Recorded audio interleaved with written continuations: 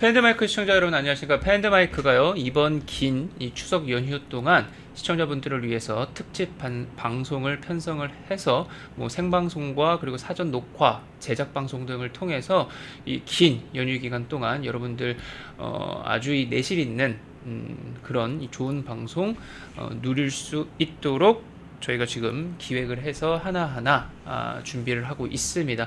이번 시간은요 이재명 정권이 출범하고 나서 이제 100일, 120여일 정도가 이제 지났죠. 그래서 뭐 이재명 대통령은 본인 취임 그 기념 기자회견도 하고 그랬는데 일단 그런 그 전체적인 총평을 여러 분야마다 할 수 있겠죠. 뭐 정치 분야에서도 평가를 할 수 있겠고요.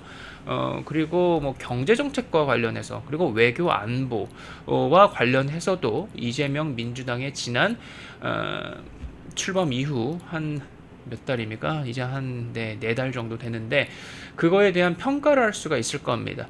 이번 시간은요.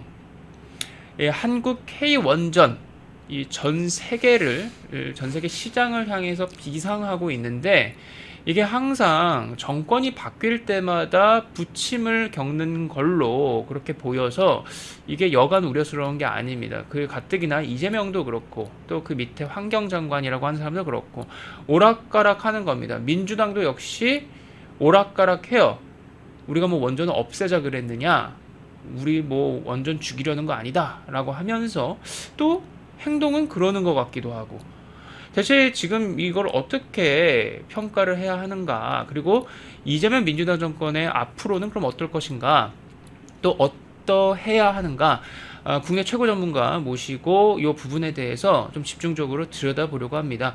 그리고 때마침 지금 민주당 위에 있는 사람이, 그러니까 상전이라고 하죠. 거의 뭐 그의 뭐 교시대로 막 이게 이루어진다고 얘기를 하는데, 바로 김어준이라고 하는 존재입니다. 그 김어준이요, 본인의 방송에서 또 한국 원전을 향한, 그리고 그런 원전 육성, 수출을 위해서 발벗고 나섰던 사람들을 향해서 뭐 매국 세력이다, 뭐 노예 계약을 뭐 맺었다 하면서 또 이 민주당 의원들과 함께 손에 손잡고 대대적인 여론몰이에 나섰습니다. 그래서 이 부분에 대해서도 마침 오늘 이렇게 전문가 모시고 하나하나 뜯어보도록 하겠습니다. 대체 저들이 뭘 가지고 시비를 거는 것인지, 그리고 그럴 만한 이유가 있는 것인지, 대체 저들의 속셈, 의도가 무엇인지 놓고 이야기를 나눠보도록 하겠는데요. 먼저 이런 기사부터 좀 볼까요? 이재명 대통령이 이번에 이제 유엔 총회 참석을 해서 뉴욕 갔잖아요. 뉴욕에서 바로 체코 대통령을 만났어요. 그래서 정상회담을 했는데, 네, 바로 체코의 페트르 파벨 대통령, 미국 뉴욕 유엔 본부에서 만나서 정상회담을 한 겁니다. 근데 민주당에서는 체코 원전은 노예 계약이다, 윤석열 정부 때 이제 체코 두코바니 원전 이 수주한 거 가지고 지금 계속 들춰내면서 김어준이나 민주당이나 때리고 패고 있는 건데, 이재명이 이제 체코 대통령 만나서는 또 이 체코 원전에 대해서 네, 아주 한국 최고, 기술력 최고, 우수해 이러면서 서로 고맙다, 뭐 좋은 뭐 계약이다, 잘해보자 이러면서 서로 성과를 서로 인정해주는 그런 훈훈한 그런 시간을 가졌다. 그러니까 지금 이 기사 제목부터가 대체 정부와 여권은 왜 이렇게 엇갈린 메시지를 내놓고 있는 것이냐 라는 거죠. 그리고 바로 한겨레에서는 이런 기사가 나오는 거예요. 지난 정부 때 한수원이 이 웨스팅하우스하고 계약 맺는데 노예 협정을 이미 실행한 정황이 보인다. 이거 지금 노예 협정이라고 지금 규정하고 이미 이거 실행이 됐다, 빼박도 못해. 윤석열 정권 이거 노예 협정 맺어놓고서 이미 실행하게끔 만들었네? 도로 철회도 못하네? 다 잡아 가둬야겠네? 족쳐야겠네? 지금 이런 식으로 일개 언론사가 몰아가는 겁니다. 그리고 김어준도 여기에 가세를 해가지고, 네, 지금 이게 바로 9월 30일자 김어준 아침 방송입니다. 뉴스공장. 이 김한규, 박지혜 두 의원 불러가지고요, 노예 계약이다 라고 딱 김어준이 시작을 합니다. 그리고 이제 이 민주당 의원 2명, 여당 의원 앉혀놓고서는 노예 계약인 이유를 말해봐 라고 해갖고 서로 앞다퉈 침 튀겨서 막 얘기하게끔 만드는 겁니다. 첫째, 둘째, 셋째 하면서 쭉 얘기를 하는데요. 정범진 경희대 교수님 나오셨습니다. 네. 안녕하세요. 안녕하세요. 네. 저 웨스팅하우스하고 우리가 뭐 불공정 계약이다, 노예 계약이다 해가지고 뭐 매국 계약이다 하는 얘기 이미 언론을 통해서도 그렇고 상당히 떠들썩했습니다. 지금 이게 지금 몇 달째 계속되고 있어요. 네. 관련해서 언론 인터뷰도 좀 하셨을 텐데 그때마다 강조하는 점이 있다면은 뭐가 있을까요? 불공정 계약은 맞습니다. 네. 그러면 망국적인 계약이냐? 그건 아닙니다. 예컨대 뭐 웨스팅하우스에다가 일부 돈을 띄워주고 하는 거 억울하죠. 그리고 뭐 국가를 갈라서 유럽을 못 들어가고 하는 거 억울하죠. 근데 저걸 통해서 우리가 손해만 보는 건 아니거든요. 네. 예컨대 지금 두코반이 계약해가지고 우리 일자리 생기고 돈도 벌어오고 원전 수출도 하고 그러는 동안에 이제 국내 기술도 개발하고 하는 거기 때문에 이런 것들에 대해서 특정한 각도에서 편향되게 보고 있는 것이 아닌가 하는 생각입니다. 예컨대 네. 우리나라는 거의 뭐 식민지배 끝나고 6.25 전쟁 이후에 또 이제 60년대 중반 들어서 이제 산업 활동을 시작했다고 보면 사실은 60년대, 70년대, 80년대까지는 거의 기술이 별로 없었던 나라입니다. 네. 그러니까 이런 나라들은 대부분 원천 기술에서부터 독자 개발을 하는 것이 아니고 기술 도입을 해서 그 도입된 기술을 토대로 제품을 만들고 그리고 그걸 이제 팔고 그리고 이제 기술 도입했으니까 로열티를 제공을 하겠죠. 근데 이제 로열티보다 벌어오는 금액이 많으면 되는 겁니다. 그래서 이제 그렇게 해서 기술 도입해가지고 제품 개발하고 그러면서 기술도 배우고 그 다음에 수출도 해서 돈도 벌어오고 물론 로열티 지급은 하죠. 그리고 나서 조금씩 우리 기술의 지분을 늘려나가는 것이고 네. 그런 식으로 이제 기술 개발을 하는 것이 정상적인 과정인데 로열티를 지불했다는 것 자체를 가지고 매국이다. 이렇게 보면은 어떤 산업이라든지 기술 개발이라는 거에 대해서 너무 무지한 발상이 아니냐. 그러니까 김어준이나 민주당 측에서 보는 건 이런 것 같아요. 워낙 지난 정권이 엉망진창이어가지고 덜 줘도 되는 거를 더 많이 주게 만들었다. 그래서 그만큼이 배임이다. 그래서 이거를 수사도 하고 처벌도 하고 뭐 어쨌든 간에 이건 반드시 진상 규명해서 처단을 해야 된다. 지금 이런 식으로 몰아가고 싶어 하는 걸로 보이거든요. 그게 굉장히 헷갈리는 게 엄밀하게 따지면 그런 중간 이제 저희가 두코반이 수출을 네. 했을 때 이런 얘기도 나왔어요. 이 일은 윤석열 정부에서 한 것이 아니라 문재인 정부에서 시작한 것이다. 네. 그 얘기를 하신 분이 있어요. 네네. 근데 그거가 틀리지 않아요. 네. 사실은 이 시작은 문재인 정부 때 지금 그 당시에 한수원 네. 사장인 그 정재훈 사장님이 시작하신 일이에요. 아, 정재훈 사장님 때 일인가요? 시작한 일이에요. 아. 그래서 이제 그분이 네. 굉장히 많은 뭐 털을 닦았습니다. 네. 예컨대 거기 가서 이제 뭐 지역 청소도 해주고 네. 여러 가지 봉사활동도 많이 하시고 그분이 하신 일도 맞아요. 그래서 네. 이 일이 전적으로 윤석열 정부에서 한 것이 아니다. 틀리지 않습니다. 그리고 이제 어떤 때 또 물어뜯을 때는 이제 정권 탓을 하거든요. 사실은 네. 이거는 어떻게 보면은 정권과 관련 없이 시작되고 끝난 일이다라고 생각을 저는 합니다. 왜냐하면 네. 문재인 정권에서 시작은 했고 그렇지만 그때는 이제 굉장히 조심스럽게 할 수밖에 없었죠. 탈원전 시기였으니까. 근데 그 이후에 이제 윤석열 정부에서는 조금 더 내놓고 할 수 있게 된 건 틀림없습니다. 그렇지만 뭐 그렇다고 해서 그때 정재훈 사장님이 하신 일이 완전히 잘못된 일도 아니고 그 연장선상에서 적당한 시점에서 이거 이루어진 거고 네.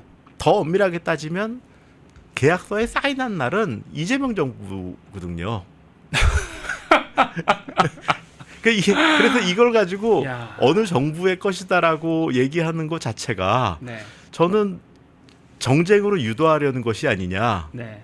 이건 원자력은 과학이고 산업입니다. 그냥 뭐 과거 정권과 관련 없이 쭉 지내온 것이고 네. 또 지금 그 결실을 맺을 시기에서 맺어진 거고요. 그리고 이걸 가지고 제가 뭐 윤석열 대통령의 공이라고 얘기하지도 않고 네. 이재명 대통령의 공이라고도 얘기하지 않아요. 그리고 네. 뭐 문재인 대통령의 공이라고도 얘기하지 않고 이거 그냥 원자력의 공이고 우리나라에 도움되는 일이 하나 생긴 겁니다. 네.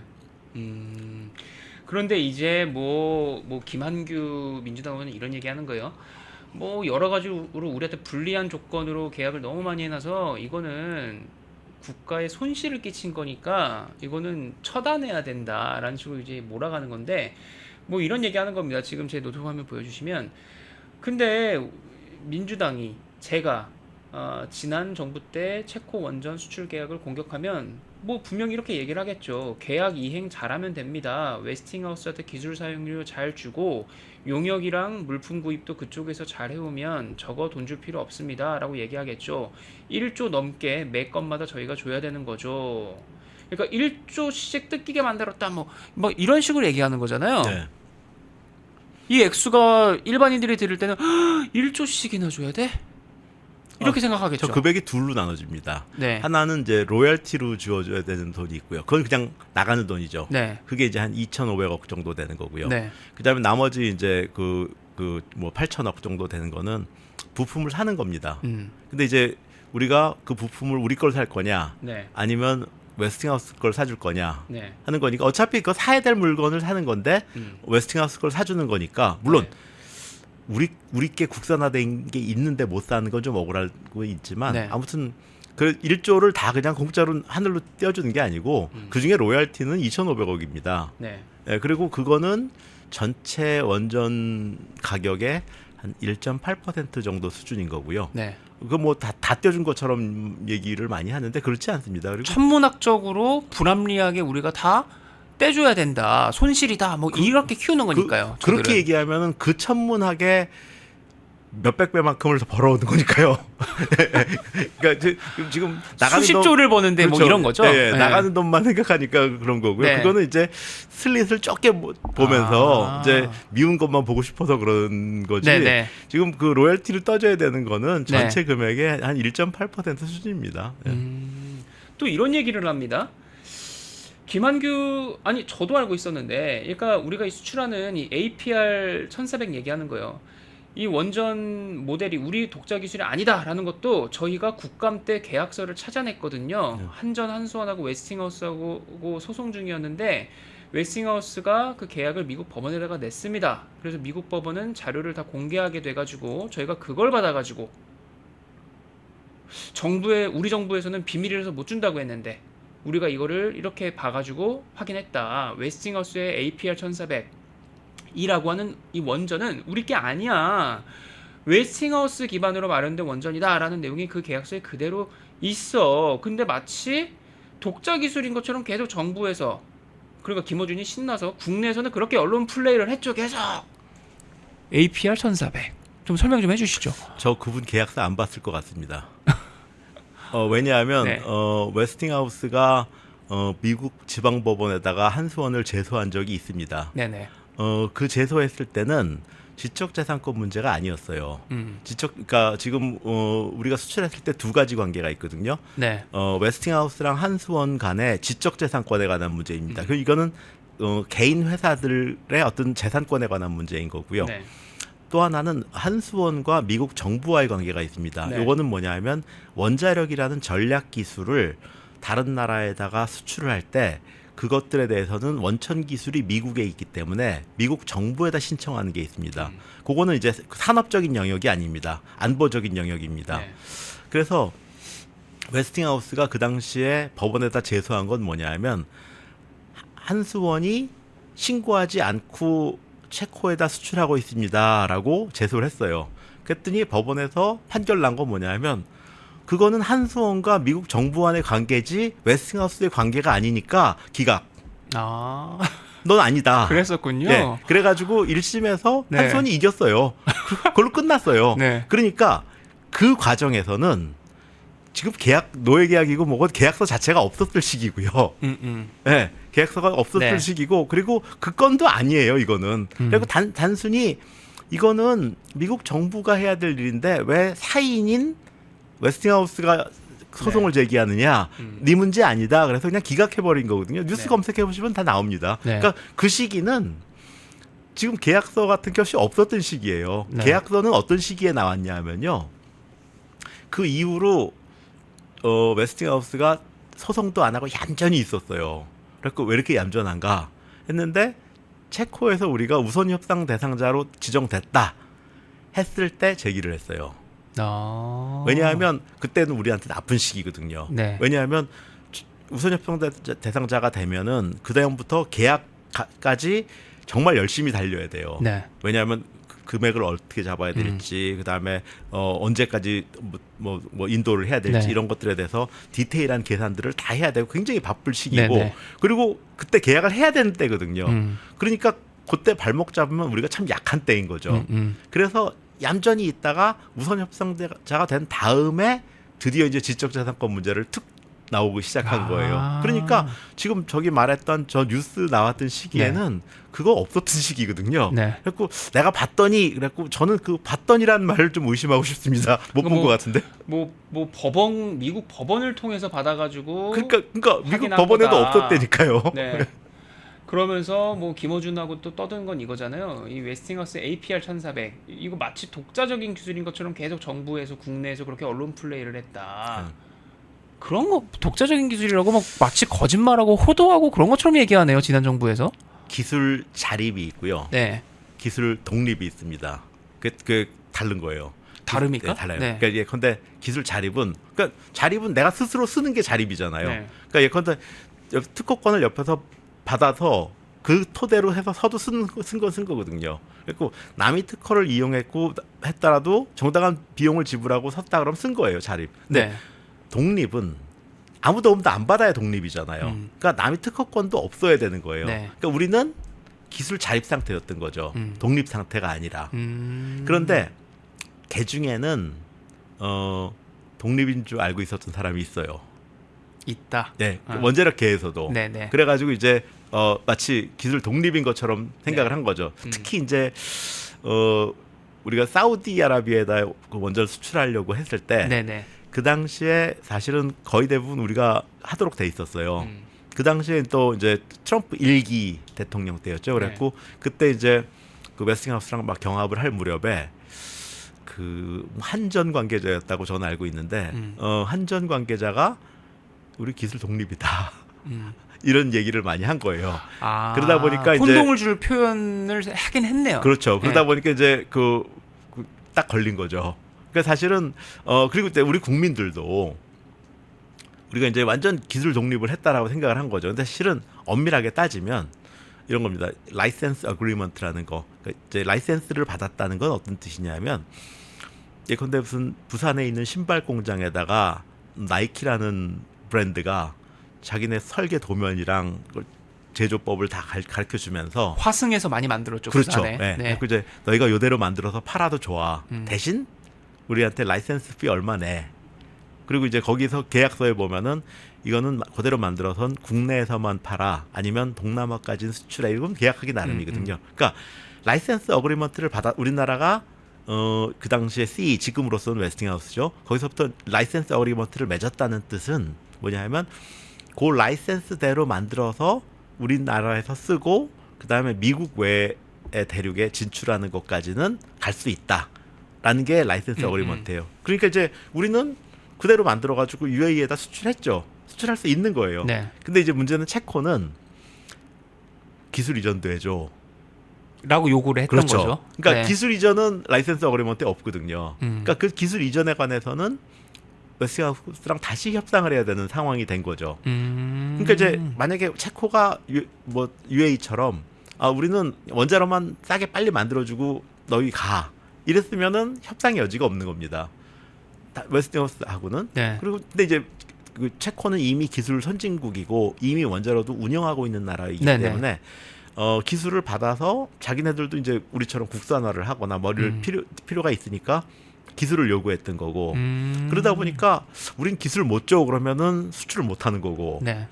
기술을 주자니 웨스팅하우스 허락을 받아야 되는 거고 그러니까 협상을 해야 되는 상황이 생긴 네. 거고 또 하나는 협상의 기간이 충분히 하지 않았기 때문에 만약에 충분히 길게 가져가고 아무 일 없었다 그러면 우리도 공평한 협상까지도 갔을지 모르겠는데 뭐 물론 공평한 협상이 지금보다 얼마큼 잘 돼 있을지 모르겠지만 분명히 잘 돼 있겠죠. 근데 네. 그동안에 체코를 잃어버리잖아요. 그렇죠. 네. 그러면 손익 계산을 해봐야죠. 좀 기다렸다가 체코는 이번에 포기하고 협상을 가져간 다음에 협상을 잘 해가지고 그 다음에 우리가 또 수출해 나갈 것이냐, 아니면 우리가 공을 많이 들인 프로젝트니까 일단 체코 먹고 그 다음에 뭐 나라도 좀 떼어주고 그 다음에 로열티도 좀 떼어주고 그러고 있다가 뭐 우리가 갈 수 있는 동남아나 뭐 중동 지방에 몇 개 더 수출하고 그러고 있다가 우리가 기술 지적재산권에 포함되지 않는 APR 1400이 아닌 독자 노형을 하나 개발하면 될 거 아니냐. 뭐 이것도 생각해 볼 수 있는 거고요. 결국은 그 당시에 굉장히 많은 경우의 수를 생각해서 어느 것이 가장 이득이 되느냐라는 걸 생각해가지고 그 결정을 내린 것이라고 저는 생각을 하고요. 심지어 시작된 거는 문재인 때 정재훈 한수원 사장 시절에 시작해가지고 윤석열 정부 때 진행이 된 거고 최종 계약은 이재명 때 됐다라는 거가 일단 첫째로 정리가 좀 돼야 될 것 같고, 그 다음에 이제 김어준이나 민주당 쪽에서 계속해서 프로파간다를 하고 싶어하는 게 뭐냐면 윤석열이라고 하는 사람 자체가 문재인의 탈원전을 비판하면서 정권 교체를 통해서 대통령이 됐기 때문에 그렇다면은 내가 친원전 또 원전 강국으로서의 어떤 성과 이런 거를 만들어내기 위해서 가시화하기 위해서 그 조급증이 걸려가지고 이런 매국 계약을 해가지고 김어준 같은 경우가 바로 이제 이번 방송에서 했던 게 이거거든요. 웨스팅하우스는 이 뭐 기술 특허는 있어도 사실상 망한 기업이었는데 한국이 호구 잡혀가지고 자청에서 호구 잡혀가지고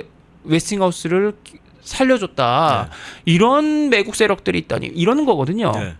우선 문재인 대통령도 국내에서는 탈원전을 했지만 수출은 하라고 했었던 거고요. 윤석열 대통령이 어떤 탈원전을 반대하고 정권을 잡으신 건 맞는데 그렇다고 해서 윤석열 대통령 때 저희가 무슨 되게 혜택 받은 것도 없는 것 같거든요. 뭐 원전 마피아라는 얘기 나오던데요? 아니 근데 그렇다고 해서 무슨 연구비가 늘은 것도 아니고 뭐 특별히 혜택 받은 것도 없는 거고요. 근데 아까 말씀드린 것처럼 그냥 원자력은 원자력 정권과 관련 없이 원자력의 길을 간 거고요. 좀 중간중간에 힘들 때가 있었던 거고 그거를 자꾸 저는 정권하고 연계시키려고 하는 거가 좀 이상하고요.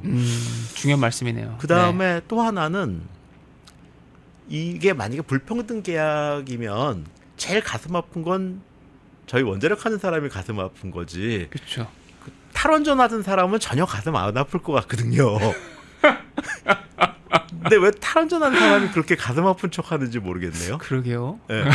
그리고 근원적으로 네.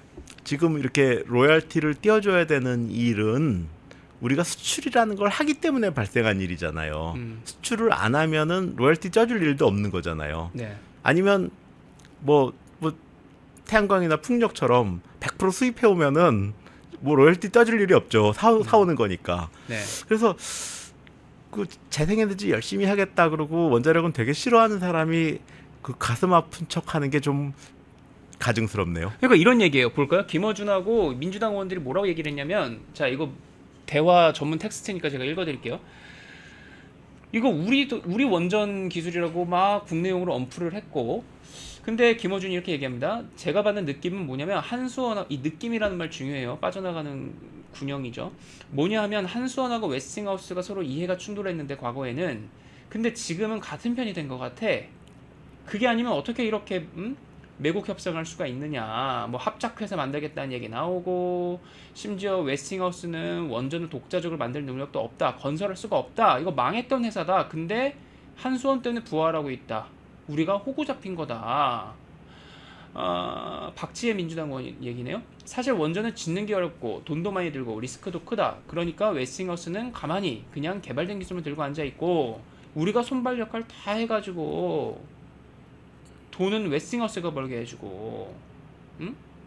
그러니까 김한규가 이렇게 얘기하네요. 반대로 돼야 되는 거죠. 우리가 주체가 되고 웨스팅하우스에다가는 라이선스 계약만 따로 체결해서 되는데 그냥 몇 천억, 합당한 2천억 정도 주고 하는 게 합리적이었던 건데 점점점.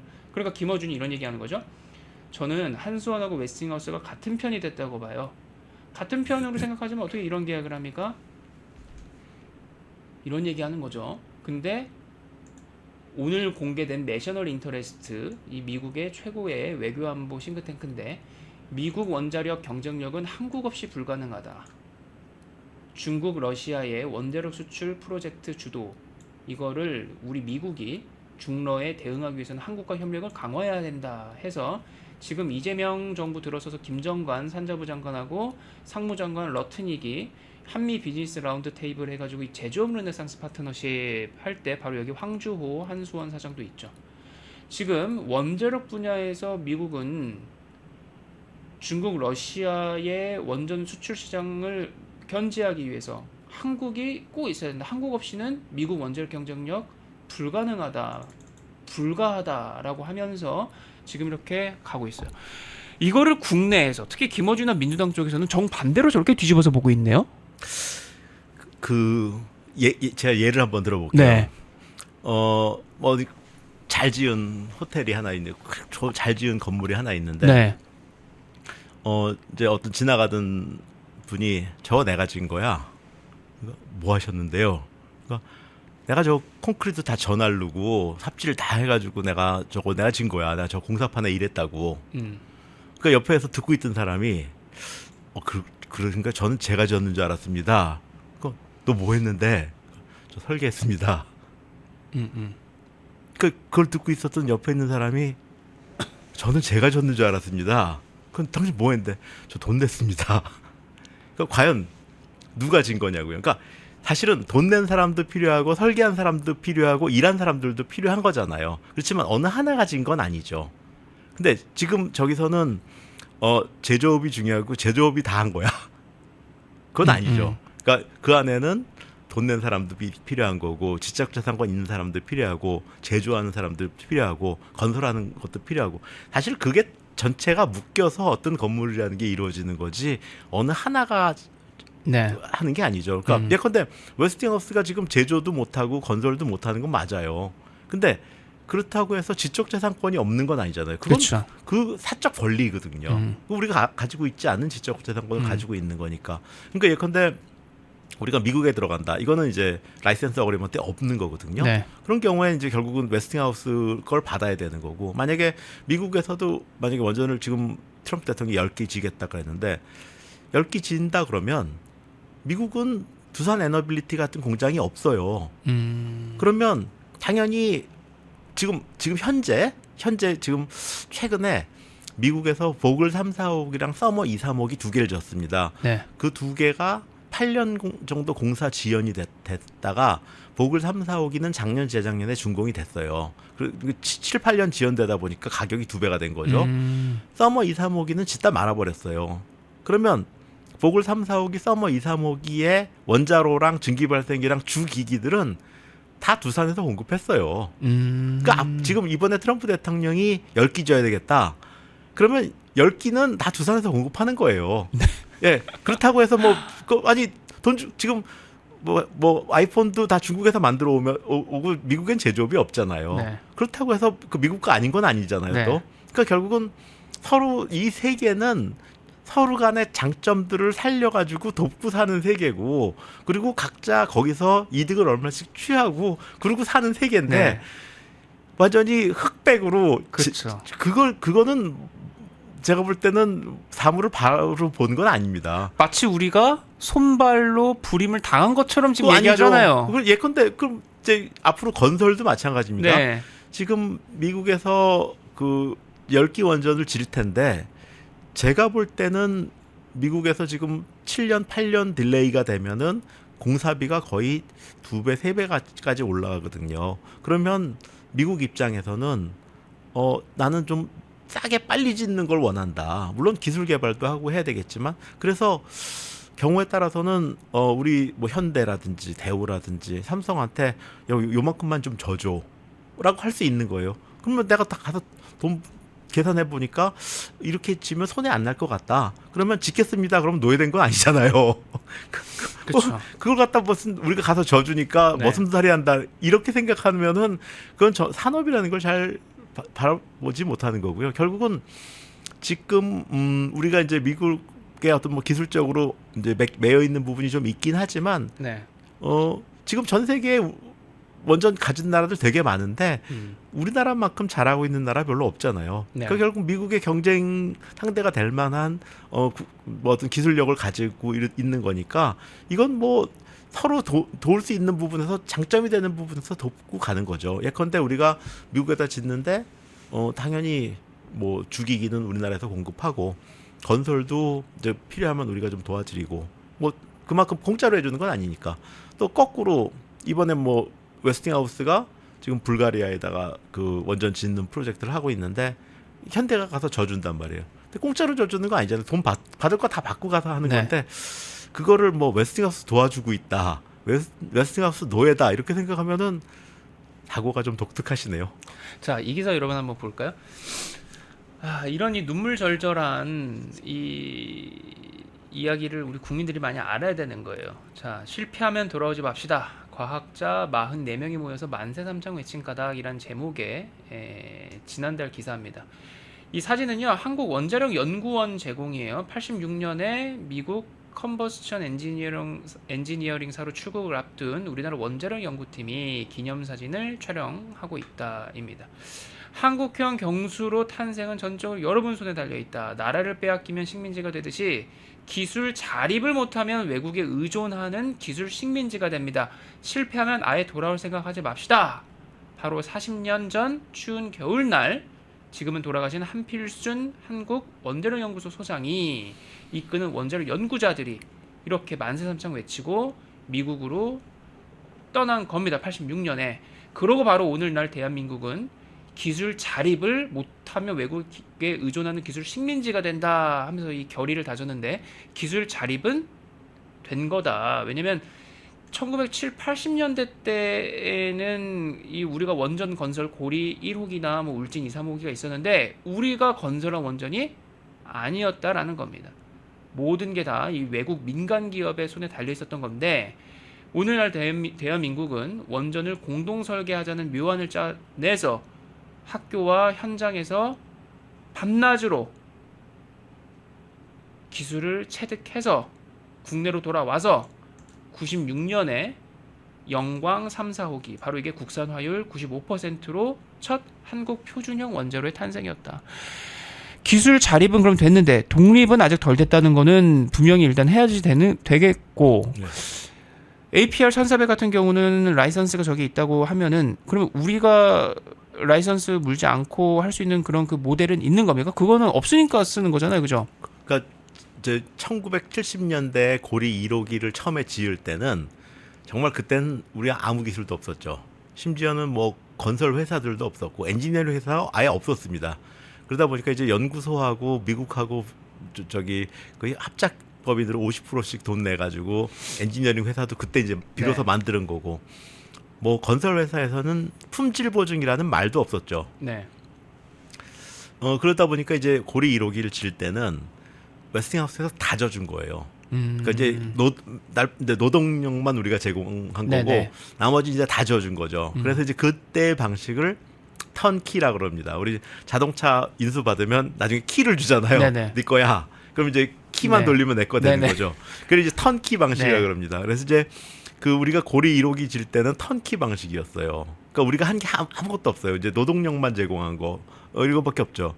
그러다 이제 우리 원전 국산화하자. 우리도 수출도 하고 그러려면 국산화하자. 그래서 이제 기술 이전을 요구를 했죠. 근데 웨스팅하우스도 그 당시에 기술 이전을 해준다 그랬어요. 네. 근데 어떤 원인에 의해서 기술 이전을 충분히 못 받았어요. 근데 제가 지금 생각할 때는 웨스팅하우스가 말로만 이전해준다 그러고 이전을 덜 해줬을 수도 있고 또 하나는 우리가 기술 이전을 받을 수도 없는 정도 수준이었을 수 있다. 네. 뭐 이렇게 생각합니다. 그러다가 이제 쭉 발전소 짓다가 1979년도에 이제 TMI 사고가 나면서 미국에서 이제 발주가 딱 중단됐거든요. 그러니까 이제 미국 내에 있었던 엔지니어링 회사들은 먹고 살 게 막막해진 거죠. 이제 그 무렵에 이제 우리가 원자로 짓는데 기술 이전을 꼭 필요로 한다. 그러니까 이제 웨스팅하우스랑 뭐 그 당시에 컨버스천 엔지니어링이라는 회사랑 이제 몇 개가 붙어가지고 하는데 컨버스천 엔지니어링 조건이 좋은 거예요. 그래서 우리 컨버스천 엔지니어링 거 사겠다. 그래서 대신 이제는 바로 우리가 기술 이전 받을 수 없으니까 공동 설계하자. 아, 턴키가 아니고. 예, 네. 공동 설계하자. 그래가지고 공동 설계해가지고 간 게 지금 아까 그 96년도에 지은 네. 영광 3, 4호기고요. 네.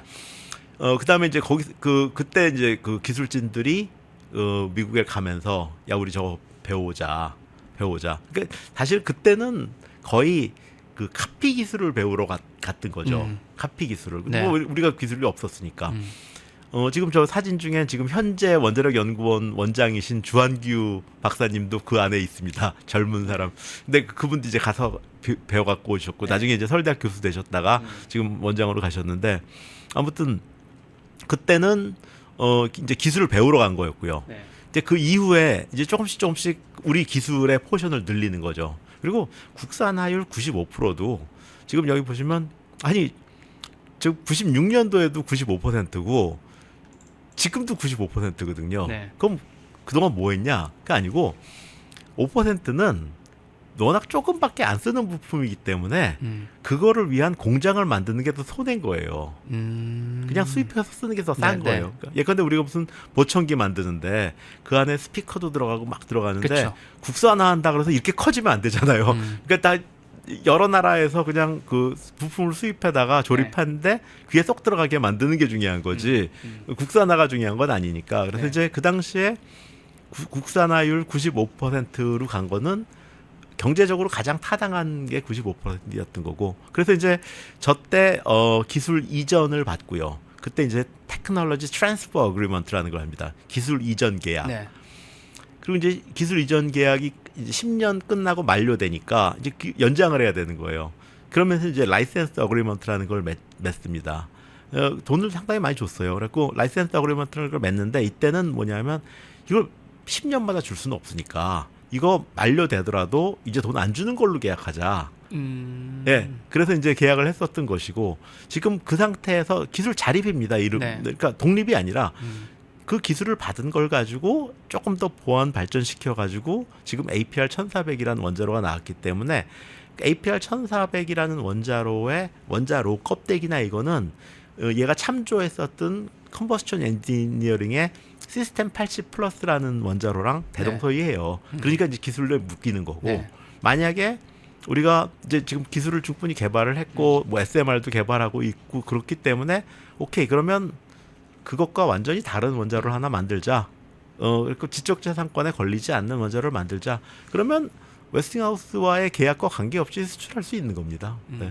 네. 일단 기술 자립은 대한민국은 된 거고 네. 이제 수출에 있어서 원천 기술이라고 하는 게 그래도 여전히 미국에 있으니까 미국 기업에 그래서 이것 때문에 수출하는 데 있어서 미국 정부의 허가를 받아야 하는 문제도 좀 섞여 있어가지고 그거 가지고 어떻게 보면 엄청 물어뜯는 거다. 그렇죠. 사실은 그거는 웨스팅하우스와 한수원의 관계가 아니고 미국 정부와 한수원의 관계인데 저는 사실 그 부분에서는 우리나라의 좀 외교력이라든지 이런 것들이 발휘되었어야 될 부분인데 아쉬움이 있다. 그렇죠. 네.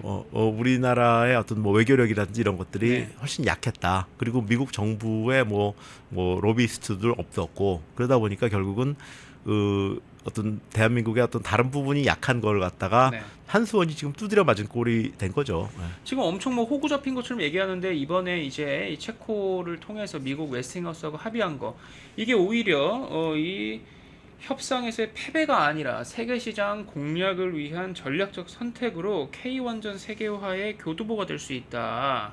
그리고 이번 합의를 통해서 지금 김어준하고 민주당 의원들은 이거 완전 한 몸이 돼가지고 미국의 이익을 위해서 종속된 것처럼 얘기를 하는데 오히려 이 합의를 통해서 웨스팅하우스가 우리 원전 수출의 발목을 잡는 덫으로 더는 사용하지 못하도록 예측 가능한 이런 협력 절차로 전환하는 데 의의가 있다. 뭐 이런 평가도 또 원전 쪽에서는 또 그런 평가하고 있거든요. 근데 아주 근거가 없지는 않습니다. 뭐 기분이 썩 좋지는 않지만 지금 우리가 이제 이 상태에서 어떤 뭐 사우디아라비아에다 네. 뭐 4기를 수출하게 됐다. 아니면 뭐 UAE에다가 추가로 뭐 2기를 더 수출하기로 됐다. 네. 그러면 이번에는 웨스팅하우스랑 별도 협상할 필요가 없습니다. 협약서가 있으니까. 네. 그러니까 이제 그 전에는 건건별로 협약을 해야 되는데 네. 지금 이미 협약을 했기 때문에 이거에 대해서는 로열티 얼마 주고 뭐 그 떨면 되는 거니까 뭐 건건별로 협약할 필요가 없어졌다는 측면에서는 족쇄를 풀었다고 볼 수도 있는 거고요. 대신 이제 비용을 지불하는 거죠. 그쵸. 근데 이제 문제는 뭐냐면 그러면 그 비용을 내 주머니에서 내느냐 그것도 좀 생각해봐야 됩니다. 예컨대 네. 지금 우리 지금 미국하고 관세 협정도 마찬가지잖아요. 네. 관세를 얼마 더 내면 결국은 내 돈에서 내는 거냐, 아니면 미국 국민이 그만큼 더 내고 그걸 갖다가 이제 일부를 세금을 내는 거냐. 사실은 미국 국민이 더 내는 거죠. 네. 대신 우리 제품의 경쟁력이 없어지는 거죠. 비싸지니까. 그죠? 그러니까 네. 이제 우리가 이익에서 관세를 내는 게 아니라 더 비싸게 팔아서 더 비싸게 들어온 거에서 일부를 관세로 낸다. 그러면 이제 대신 이제 관세가 싼 나라에 비해서 경쟁력이 없어지는 거죠. 네. 근데 지금 우리나라 원전의 가격은 웨스팅하우스나 EDF 가격의 절반도 안 돼요. 아, 그래요? 그렇죠. 그러니까 예컨대 우리 원전이 100원이다. 근데 로열티를 내 가지고 102원이 됐다. 그러면 200원이나 250원 하는 애들하고 했을 때 가격 경쟁력이 없어진 거냐? 그건 아니거든요. 그리고 그쵸. 또 하나는 네. 100원 받을 거를 102원을 받아가지고 2원만큼을 웨스팅하우스에 주면은 사실 우린 손해 나는 거 없거든요. 네. 그래서 그 띄워주는 거에 대해서도 그 비용 계산 잘 해보셔야 됩니다. 예. 네.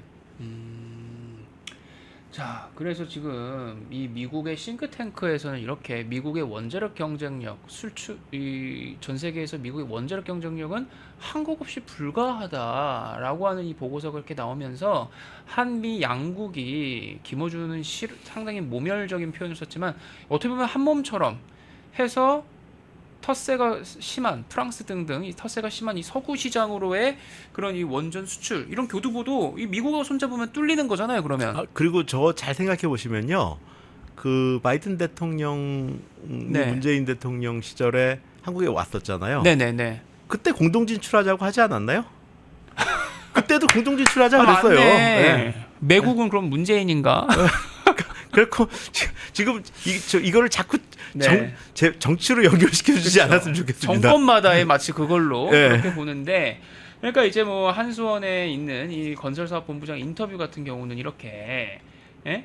일단 우리 한수원의 글로벌 경쟁력도 10분 활용을 하자. 축적된 건설 기술과 관리 역량 이게 있다. 그리고 핵심 기자재 국산화 됐고 기술 자립의 퍼즐 완성 됐다. 그래서 글로벌 시장 이거 이렇게 진출할 수 있다, 이제 이런 건데, 일단 다음 그 주제로 넘어가기 전에 기술 자립하고 독립이 그럼 다르다고 하셨는데, 자립은 일단 됐고 독립은 그럼 어느 정도 단계라고 보세요? 저는 이번 기회에 네. 독립을 할 수 있는 계기가 마련됐다고 생각합니다. 왜냐하면 지재권이라는 게 왜 그걸 재산으로 인정해 주겠어요? 그게 다 돈 들어가는 작품들이니까 재산권으로 네. 인정해 주는 건데, 사실은 우리가 그동안 연구 개발할 때 돈을 많이 들이지 않았어요.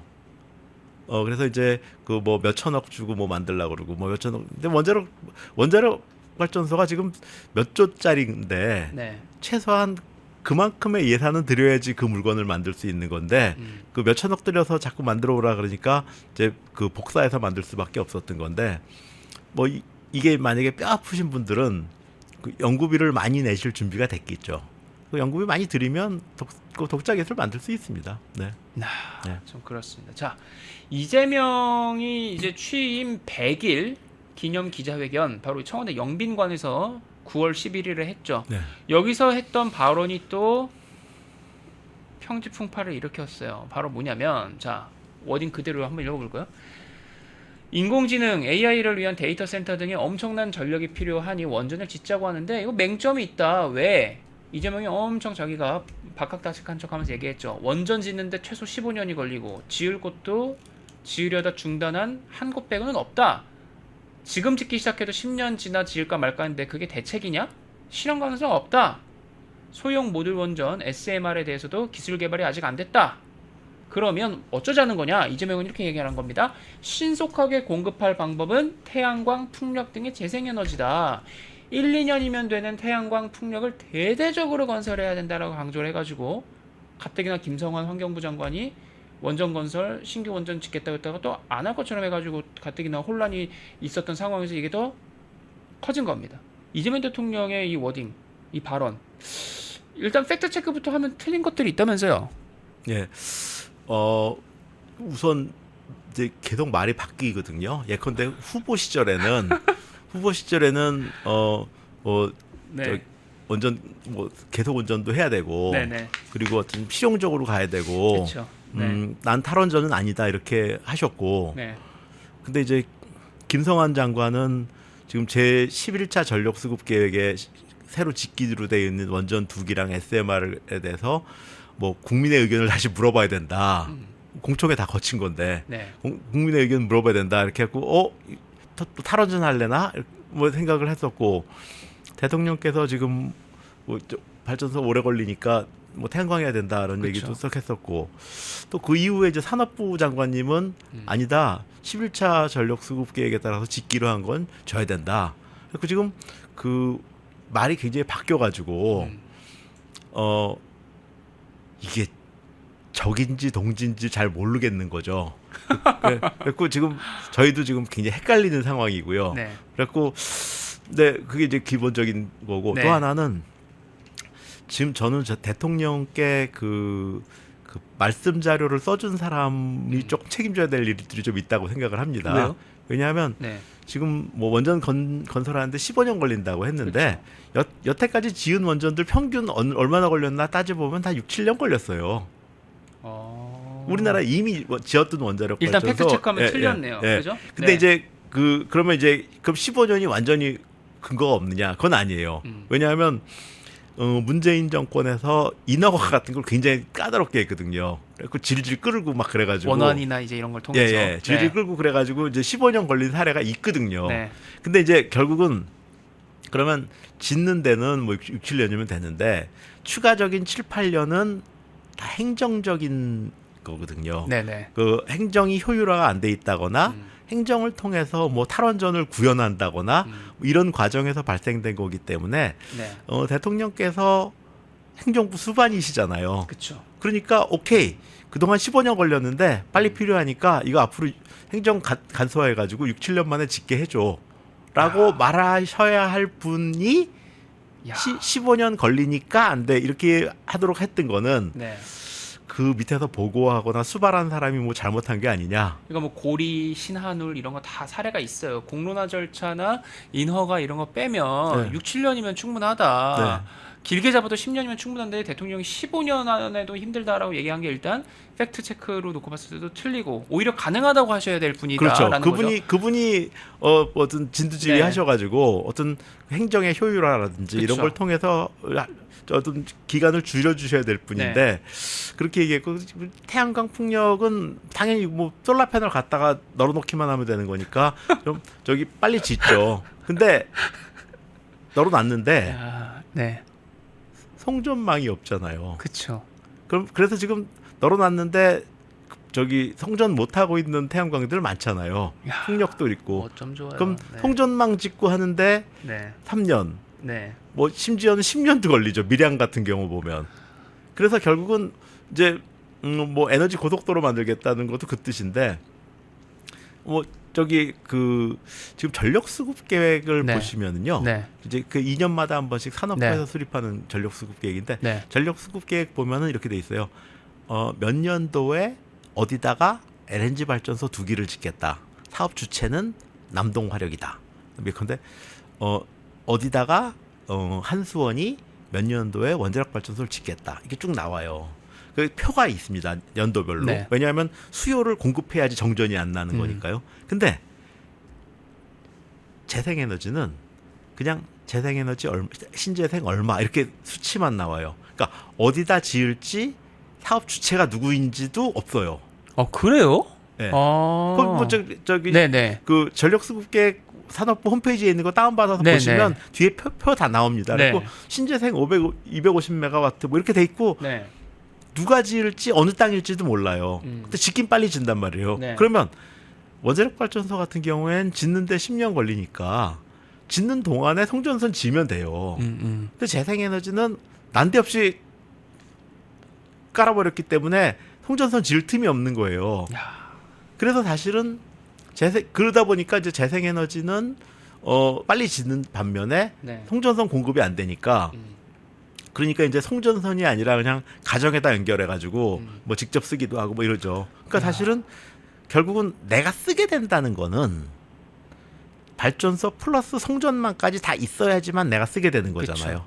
발전소 계산만 따로 하는 거는 잘못된 네, 거잖아요. 그쵸. 그것도 제가 볼 때 대통령 부자를 잘못한 겁니다. 그림의 떡이지 뭐. 그렇죠. 네. 네. 그래서 지금 그 말씀은 그리고 또 하나 이건 진짜 네. 그 잘못된 원고 겁니다. 써준 네. 사람이 네. 정말 이건 좀 문제가 있는 건데 역대 대통령이 원자력 발전소를 착공했을 때 그분 때 준공한 적이 없어요. 왜냐하면 대통령 임기보다 길잖아요. 그쵸. 네. 그러니까 항상 원자력 발전소를 지면은 그 다음이나 그 다음 대통령 때 준공이 된 거라고요.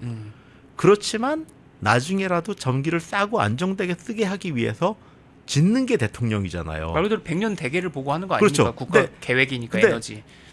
대통령이 예컨대 15년 후에 나오는 건 난 안 해. 이렇게 그랬을 리가 없잖아요. 그렇죠. 그 보좌진 중에 아주 대통령의 직무에 대해서 이해를 못하는 사람이 있었다. 그러니까 뭐 원전이 뭐 혐오 시설이어가지고 뭐 다 반대한다, 부지가 없다 이러는데 그것도 설득력이 부족하다는 언론의 팩트 체크가 이미 나왔어요. 이 세울 3, 4호기 들어서 울산 울주군 주민들은 오히려 원전 유치에 나서고 있다고 하고요. 그리고 이제 원전 건설이 2021년에 문재인 때 취소됐을 때 영덕군에서는 경제적 피해가 3조 원 웃돈다면서 주민 보상을 요구하기도 했고요. 그리고 SMR 개발 안 됐다고 얘기했는데 못 박았는데 실상은 그렇지 않다는 겁니다. 산자부에서는 지금 그 연내에 기술 개발의 첫 단추가 연내에 마무리된다 해서 지금 SMR 시장에 두산 에너빌리티 등등 현대건설 등등 공략의 속도를 이미 내고 있는 그런 중이고 결국에는 그러면 이런 거거든요. 원전 안 지면 그럼 어쩔 거냐? 응? 지금 적기에 나중을 봐가지고 씨 뿌리듯이 지금 이렇게 지어야 되는데 다음 정권에서 이게 준공이 되더라도 지금 또 이렇게 전력 수요 예측해가지고 지어야 되는데 어쩔 거냐? 여의도에 10배 땅을 그럼 태양광으로 깔아야 되는데 원전 안 지으면 뭐 이제 이런 이 전문가들의 지적이 나오는데도 지금 계속 오락가락 하고 있는 거고 그리고 김성환 환경부 장관 같은 경우도 인사청문회 자기 장관 인사청문회에서는 저는 탈원전주의자가 아닙니다. 신규 원전 건설 불가피합니다. 해놓고서는 임명 후에 이뤄진 기자간담회에서 기존 원전은 계속 쓰더라도 신규 원전은 공론화를 통해 판단해야 된다. 공론화를 통해서 12차 전기본에 반영하겠다. 그러면 11차 전기본에 반영되어 있는 신규 대형 원전 2기, 신규 SMR 1기 이거를 그럼 공론화를 통해서 12차 전기본에서는 백지화될 수도 있는 거 아니냐. 네. 지금 이미 뭐 언론 보도 나왔습니다. 14개의 댐을 짓기로 했는데 지금 김성환이 7개는 하고 나머지 7개는 안 하겠다. 근데 그 7개도 퀘스천 마크를 달아가지고 지금 벌써 보도가 나왔거든요. 그러면 이 사람들 사실 하는 일을 놓고 보면 이런 식으로 시간 끌면서 결국에는 다 유야무야 시키는 거 아니냐 이제 이런 불안 뭐 가질 수밖에 없어요. 우선 네, 몇 가지 네, 부지가 없다 말씀을 하셨는데 제가 이건 뭐 실제로 경험한 겁니다. 제가 그 세울 원전의 네. 그 지역민들이 오리코기를 지어달라, 세울 네. 오리코기를 지어달라 그래가지고 이제 청원서를 냈어요. 네, 그래갖고 우리가 그동안 우리는 원자력은 무조건 주민들이 반대한 거라고 생각을 했는데 그렇죠. 주민들이 지어달라고 청원서를 보내가지고 이건 참 기록적인 사건이다 해가지고 네, 제가 이제 신문에다 글을 썼는데 네, 세울 주민들이 뭐 찬성해가지고 청원서를 냈다 뭐 이런 네. 걸 가지고 이제 신문에 글을 썼습니다. 그랬더니 이제 민원이 들어왔다는 거예요. 그 무슨 민원이 들어왔냐 그랬는데 거기 보니까 제가 이제 반대하는 주민들은 어촌 계장님들이 설득을 해가지고 찬성을 받아냈다 이런 걸 썼는데 이장님들이 나도 설득했는데 왜 난 뺐냐. 아, 그 제가 직접 받은 겁니다. 그런 항의를 받으신 거예요. 네, 그래가지고 그러면 제가 좀 몰랐다. 그래서 네. 제가 제가 신문 기고를 했던 언론에다 얘기해가지고 지금 신문에 나가는 건 어쩔 수 없지만 온라인판은 바꿀 수 있으니까 네, 온라인판에는 이장님과 어촌 계장이로 바꿔드리겠다. 그 한 일이 있습니다. 그러니까 지금 그 부지가 없지 않습니다. 또 영덕도 그렇고요. 근데 이제 또 하나는 그 원전은 예컨대 이제 에너지 밀도라는 걸 따지면 그 석탄의 100만 배거든요. 그렇죠. 네. 그리고 이제 석탄도 태양광보다는 훨씬 더 에너지가 많이 나오죠. 그러니까 결국은 그만큼의 땅을 필요로 하는 건데 네. 예컨대 원자력 발전소 질 땅은 없고 태양광 질 땅은 있다. 이거는 납득이 안 가는 겁니다. 그럼 완전 거꾸로네요. 몇백 배가 그러니까? 필요한 건데. 네. 그래서 이제 그 부지가 없다는 얘기도 이거 좀 이상한 사람이 써준 것 같다. 하는 거고 네. 지금 정부에 계시잖아요. 그러면 11차 전력 수급 계획이 유효한 현재의 계획인 거잖아요. 12차가 나오기 전까지는 11차를 유효하게 해야 되는데 그렇죠. 아 그건 이전 정부에서 수립한 거니까 난 아니다. 그러면 이 사람은 정부도 아니고 뭐도 아닌 거죠. 야, 기가 막힌다. 그러니까 네. 그렇죠. 그렇죠. 이건 어느 정도 네. 내가 정권이 바뀌었지만 오케이 이전 정부에서 했지만 그것도 유효한 계획이니까 그 리스펙트하고 간다. 다만 12차에서는 플레이버가 달라질 수도 있다. 이건 뭐 얘기할 수 있어요. 네. 근데 인정 못하겠다. 이거는 좀 이상한 거죠. 그렇죠. 네. 그리고 조금 이제 불안한 게 뭐냐면 지금 연구개발 계획 같은 경우는 목표대로 달성이 안 되면 안 되는 거지만 그래도 뭐 큰일 나는 건 아니죠. 근데 수급 계획은 목표대로 달성 안 되면은 정전이 나잖아요. 그렇죠. 이건 좀 심각한 일이거든요. 지금 뭐 이번에 데이터 센터도 그렇지만 전 세계가 지금 전기화 정도가 심해요. 그러니까 옛날에는 전기화 정도가 심하지 않았기 때문에 정전되면은 촛불 켜놓고 장사하고 네. 하는데 지금은 정전되면은 카드도 안 되고 그렇죠. 네. 바코드도 못 읽고 그러니까 그 전기화의 올스톱이죠. 그러니까 네. 정전이라는 것들의 피해가 굉장히 심해요. 그래서 과거에 우리가 돈 없는 나라였을 때는 좀 발전소를 많이 지으면 돈이 많이 들어가니까 조금 덜 져가지고 차라리 한두 번 정전이 나더라도 덜 짓는 게 낫다. 네. 그거 맞았어요. 네. 근데 지금은 정전이 나면 피해가 너무 크다 보니까 그쵸. 차라리 전기 발전 시설을 많이 져가지고 좀 남아도는 피해가 더 적다. 좀 바뀐 겁니다. 그래서 야. 지금은 좀 과잉으로 지어야 되는 상황인데 네. 지금 계속해서 원래 당초에 계획에 있었던 걸 갖다 안 짓거나 무르거나 그리고 아까 말씀드린 대로 재생에너지 같은 경우에는 사업자랑 부지가 정해지지 않았기 때문에 안 지어도 책임질 사람이 없는 거예요. 야. 예컨대 무슨 한수원이 짓기로 했는데 네. 지연이 됐다거나 못 지었다 그러면 한수원이 책임을 져야 될 건데 재생에너지는 책임질 사람 주체가 없는 거예요. 네. 그러다 보니까 그러면 원래 전력 수요가 예측된 커브에 따라서 공급을 해야 되는데 그만큼을 못 짓는 일이 생기는 거고요. 네.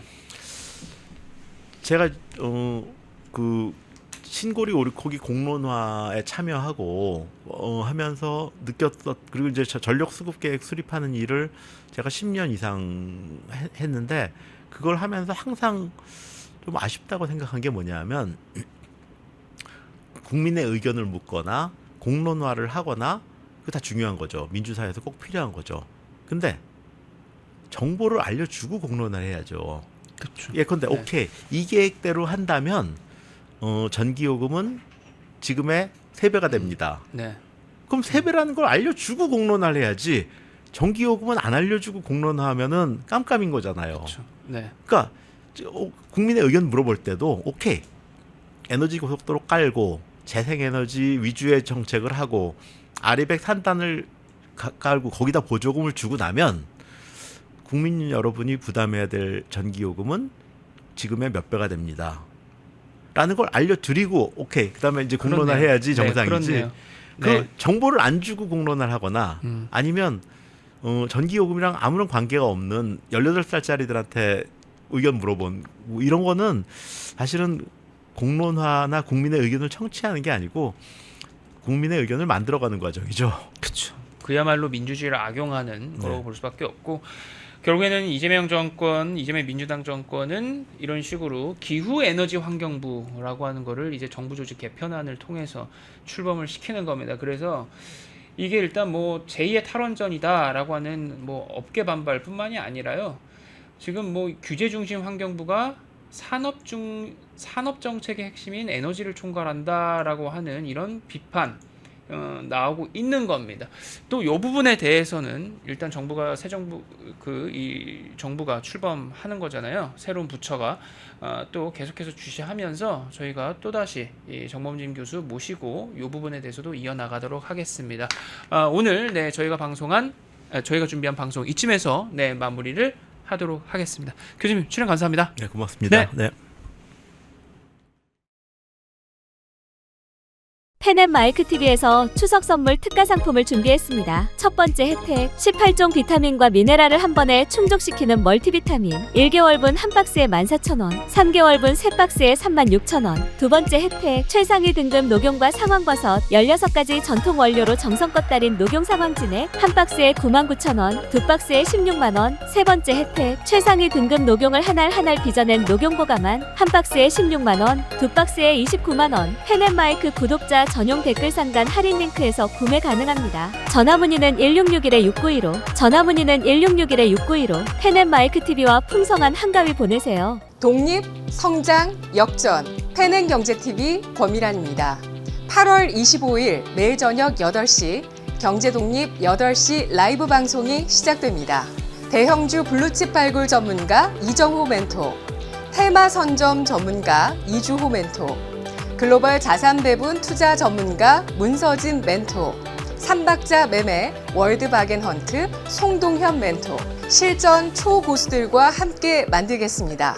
여러분의 투자 라이프를 180도 바꿔줄 경제 라이브, 경제독립 8시, 매일 밤 8시에 뵙겠습니다.